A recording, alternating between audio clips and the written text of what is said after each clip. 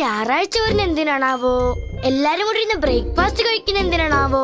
ആഴ്ച മുഴുവൻ ചെയ്യുന്ന തെറ്റ് സമ്മതിക്കുന്ന എന്തിനാണാവോ? മുത്തശ്ശൻ ആവശ്യമില്ലാത്ത റൂൾ ഉണ്ടാക്കി നമ്മളെ കൊല്ലുക. കഥകളൊക്കെ പറഞ്ഞു അവനെ പറ്റിക്കല്ലേ. Good morning. Good morning. നീ ഒന്ന് വേഗം വന്നേ. ഇരിക്കടാ. ആ പിന്നെ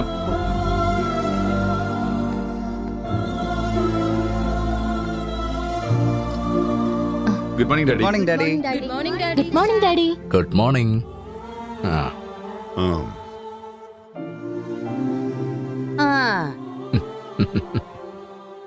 എന്തൊക്കെ പറഞ്ഞാലും നിങ്ങളെ ഒരുമിച്ച് കാണുമ്പോ എന്റെ വിശപ്പ് വരെ ഞാൻ മറന്നു പോവാ.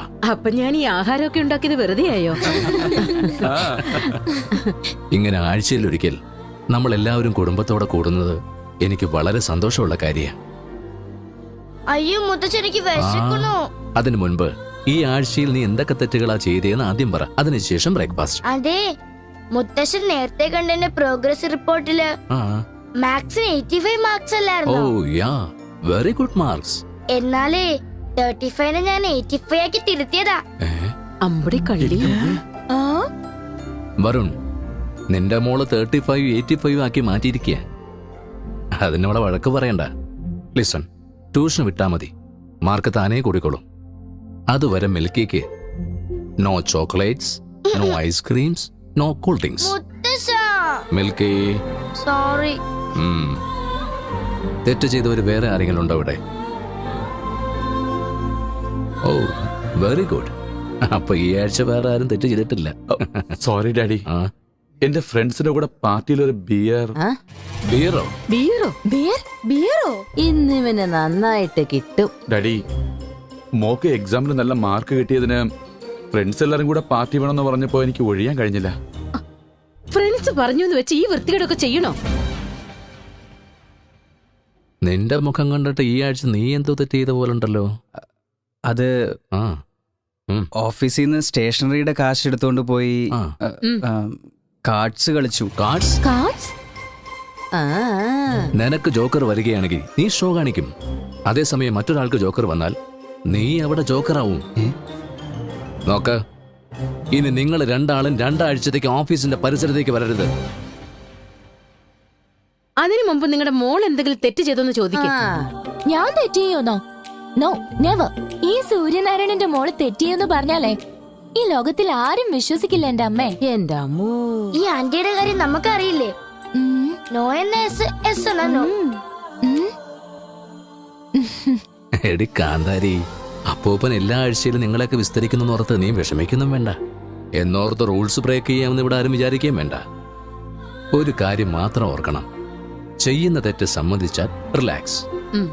തെറ്റ് ചെയ്തുകൊണ്ടത് മറച്ചു വെച്ചാൽ അത് റിസ്ക്.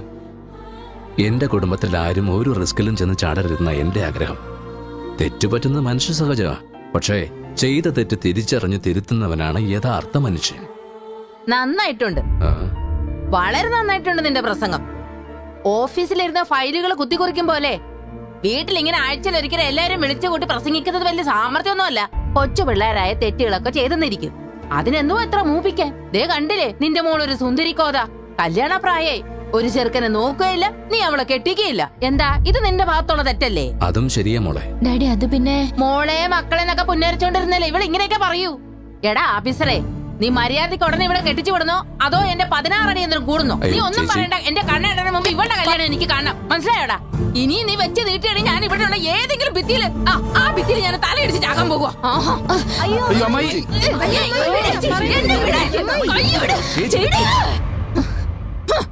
ചേച്ചി,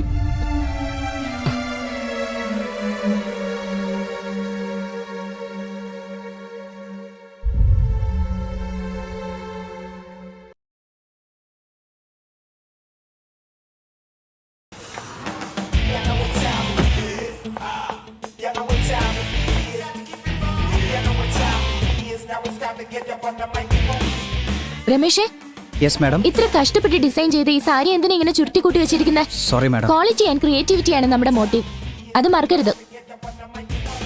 നമ്മുടെ ക്രിയേറ്റിവിറ്റി മറ്റുള്ളവരുടെ മുമ്പിൽ നന്നായിട്ട് പ്രസന്റ് ചെയ്യേണ്ടത് നമ്മുടെ കടമയാണ്. Okay? Okay madam. Wow, fantastic design. Thank you. ഇതിന്റെ വേറെ കളേഴ്സ് ഉണ്ട്, നോക്കുന്നോ? നോക്കാലോ. രമേശേ, ഒന്ന് കാണിക്കാം.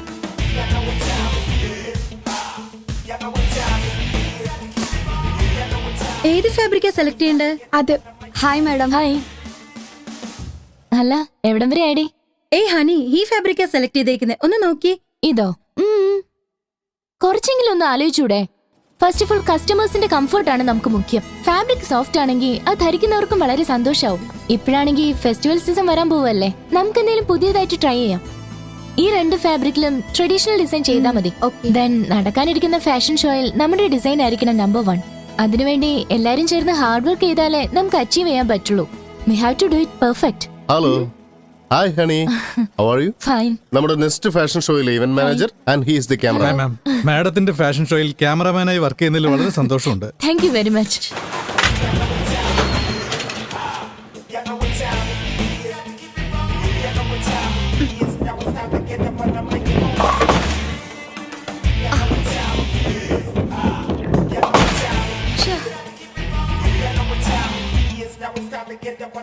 എന്താടി എപ്പോഴും പെർഫെക്റ്റ് ആയിട്ട് ബോൾ ചെയ്യുന്ന നിനക്ക് ഇന്ന് എന്ത് പറ്റി? കാര്യം എന്തെന്ന് പറയടി. വേറൊന്നും അല്ലടി, ഞായറാഴ്ചത്തെ കാര്യം ആലോചിക്കുമ്പോഴേ എനിക്ക് പേടിയാ. അമ്മായി എന്റെ കല്യാണത്തിന് വേണ്ടി ധൃതി പിടിക്കുക. പിന്നെ വീട്ടിലുള്ള എല്ലാവരും ആണെങ്കിൽ അമ്മായിയുടെ സൈഡുവാ. ഞങ്ങളെല്ലാരും ടെൻഷൻ അടുപ്പിക്കുന്ന നിന്നെയും ടെൻഷൻ അടുപ്പിക്കാനേ ഇങ്ങനൊരു അമ്മായി തന്നല്ലോ, ദൈവത്തിന് സ്തുതി. മാറ്റർ സീരിയസാ, ജോക്ക് അടിക്കില്ലേ? എനിക്കുണ്ട് പാരന്റ്സ്. കല്യാണം കഴിക്കുന്ന കാര്യം പറഞ്ഞപ്പോഴേ, നീ ചെറിയ കുട്ടിയാ, നിനക്ക് എന്തിനാ ഇപ്പൊ കല്യാണമെന്ന്? അതെ, കല്യാണം കഴിക്കണമെങ്കിൽ ഈ പ്രായത്തിൽ കഴിക്കണം, അല്ലാതെ മൂത്ത് നിറച്ചിട്ട് എന്താ പ്രയോജനം? അതുകൊണ്ട് വീട്ടുകാർ പറയുന്നവനെ കെട്ടാൻ നോക്ക്. വിവാഹം, കുട്ടികള്, ഭർത്താവ്, ഇതൊന്നും എനിക്ക് ഇഷ്ടമല്ല. Any love? എന്റെ അമ്മോ, അത് ഇതിലും വലിയ ടോർച്ചറാ. ലൈഫില് ലവും മാരേജും ഒക്കെ എപ്പോ വേണമെങ്കിലും നടക്കും. എന്നാ ഓരോ മനുഷ്യർക്കും ഓരോ അംബിഷൻ വേണം. എന്റെ അംബിഷൻ ഏതെങ്കിലും എന്റെ ഒരു ഡിസൈൻ പാരീസിൽ എക്സിബിറ്റ് ചെയ്യണം. അത് കഴിഞ്ഞ് മതി കല്യാണം. ഇവളുടെ പ്രശ്നം വീട്ടുകാരല്ല, ഇവളുടെ അമ്മായിയാ. അവരെ കൺവിൻസ് ചെയ്ത എല്ലാ കാര്യവും നടക്കും. അതിനൊരു ഐഡിയ കണ്ടുപിടിച്ചാ ഇവളുടെ എല്ലാ കാര്യങ്ങളും സോൾവ് ആകും. പ്രശ്നം ഉണ്ടെങ്കിൽ തീർച്ചയായും അതിനൊരു സൊല്യൂഷൻ ഉണ്ടാകുന്നേ. സിമ്പിൾ.